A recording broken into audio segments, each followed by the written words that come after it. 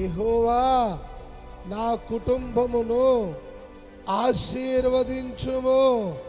ఎలాగ ఆశీర్వదించాలి?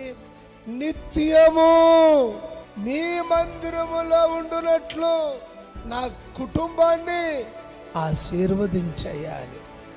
ఎవరు ఇలాగ అడుగుతున్నాయినా? ఇతని హిస్టరీ చూస్తే గొర్రెలు మేపుకునేవాడు, గొర్రెల కాపరిని దేవుడు ఏం చేశాడంటే రాజుగా చేసేసాడు. రాజుగా అయిపోయినా ఖాళీ ఉంటుందా? మరి అసలు పంచాయతీ బోర్డు నెంబర్కే ఖాళీ ఉండదు.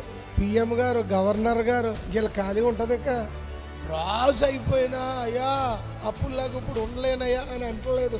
చేతులు ఎత్తి ఇలాగ అడుగుతున్నాడు, అయ్యా నిత్యము నేను నీ సన్నిధిలో మందిరములో ఉండేటట్టు నన్ను ఆశీర్వదించమన్నా, నా కుటుంబాన్ని అలాగా ఆశీర్వదించండి. అసలు ఏ ఆశీర్వాదం కోరుకుంటారు కొంతమంది? అయ్యా నిత్యము మా ఆయన గారికి మా పిల్లలకి పని ఉండాలయ్యా, అలాగా ఆశీర్వదించు.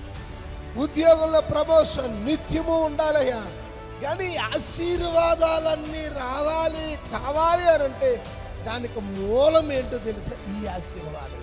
ఈ ఆశీర్వాదాన్ని దావీదు కోరుకున్న ఆశీర్వాదాన్ని ఎవరైతే కోరుకుంటారో సకల ఆశీర్వాదాల కుటుంబములో ఉంటాయి.